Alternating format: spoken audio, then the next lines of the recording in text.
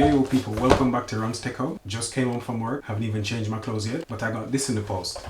Now this is a Raspberry Pi 500 Plus, brand new device, just been released. Let's get into this one. Alright, so before we do the unboxing, let's just have a quick around the box first, just to see what this device comes with. So first and foremost, this is the front. We have Raspberry Pi 500 Plus, very obvious. It's going to be a UK layout for me, but obviously if you buy in your region, it should be your region's layout. We have 16 gigabytes of RAM, 256 gigabyte SSD. This color is white. I haven't opened this yet, but it does look like a semi-mechanical keyboard. It might be fully mechanical. I have no idea. It does look really nice. I like the raised nature of the keys because I did think the other one was a bit flat. At the bottom, this shows the layout of the back of the device. And from the left, we have USB 2, USB 3, USB 3, micro SD card slot, USB-C for power, the HDMI ports, the 40-pin GPIO, and the Ethernet port. So nothing changes on the back. At the top here, I've got the original Raspberry Pi 500. And as you can see, the layout is exactly the same. So again, USB 2, USB 3, USB 3, micro SD card slot, USB-C for power, HDMI, 40-pin GPIO, and Ethernet. The top of the box is completely blank. There's nothing there at all. Left-hand side is blank. Right-hand side is blank. The back has some useful information on here. So it says Raspberry Pi 500 Plus again, uncompromising performance, perfectly tactile. It has 16 gigabytes of RAM again, 256 gigabyte internal NVMe SSD storage. That's crazy. I don't even know if the Raspberry Pi 5 has a bottleneck which is going to prevent this from running at the best speeds possible, but let's see. It has a bright programmable RGB LEDs beneath low profile keycaps with clicky switches. The Raspberry Pi 500 Plus is the premium personal computer experience. So far, sounds very good. Now at the bottom here, it has the features listed, so I'm going to quickly run down the features here. It has a quad-core 64-bit ARM Cortex-A76 processor, so that's going to be exactly the same as the Raspberry Pi 5s and the previous Raspberry Pi 500s. Again, we have 16 gigabytes of LPDDR4X SD RAM. We have the integrated NVMe SSD with Raspberry Pi OS already installed. There is also an opening tool to access the SSD, so we can actually change this out if we needed to. 2 micro HDMI ports, so again exactly the same as Raspberry Pi 500. 2 USB 3 ports, 1 USB 2 port, gigabit Ethernet port, micro SD card slot, horizontal 40-pin GPIO, so that's perfectly fine. Everything else seems exactly the same until we get down to where it says 85 key mechanical keyboard with clicky switches, replaceable keycaps. That's crazy. So now we have a Raspberry Pi 5 with a mechanical keyboard. So now single board computers have always been touted as desktop replacements, and in my opinion, the Raspberry Pi 400, 500, and now 500 Plus are probably the only devices I've come across that can actually do that, in my opinion. So now let's get inside the box.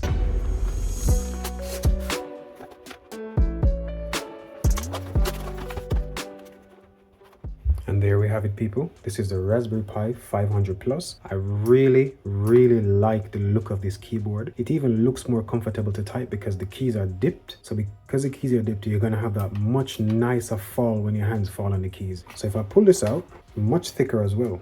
Right in the box here, I believe these are going to be the keycap removers. So if you pull this up, you see another white plastic bag here, and inside of this we have our keycap remover tools. First impressions, just based on look, very good. As I said before, I love the raised look of the keys. It looks like it's going to be a lot easier to clean as well, and the fact that you have replaceable keys means that if one gets damaged, one gets lost, you can always easily replace it. The ports at the back haven't changed, but the internal NVMe SSD is going to make this so much more usable for someone like me. I've been wanting to do a project using OpenCV and optical character recognition for the longest time, so maybe this is the device I'm going to actually use to do it. Just doing a quick size comparison before the end of the video. So that's the Raspberry Pi 400 and 500, and this is the 500 Plus. So I've got an inch measure here. I'm going to measure this. This comes in at roughly 28.5 centimeters wide. This one is also 28.5 centimeters wide roughly, and this one comes in at a whopping, well, I say whopping, it's not that whopping, it's about 31 to 31.5 cm wide, so not that much wider to be fair. The height of it is roughly 12.5 cm for the 400. The height of this is roughly, again, yeah, 12.5 cm, and the height of this is also roughly 12.5 cm. Thickness is going to be where you see an obvious difference. Now I'm not going to be able to measure this quite accurately, but as you can see, it's, I would say the highest point of the 500 is roughly 3.5 cm off the table, whereas the highest point of something like the Raspberry Pi 400 and 500 is roughly 2.5 cm off the table. Now a centimeter in real world practical terms doesn't mean that much more, but just the look and feel of this, you would think this is much more than a cm. So stay tuned, and the next video I'm going to show you guys how to set this up, how to get it running, and compare it to the Raspberry Pi 400 and to the Raspberry Pi 500. Stay tuned.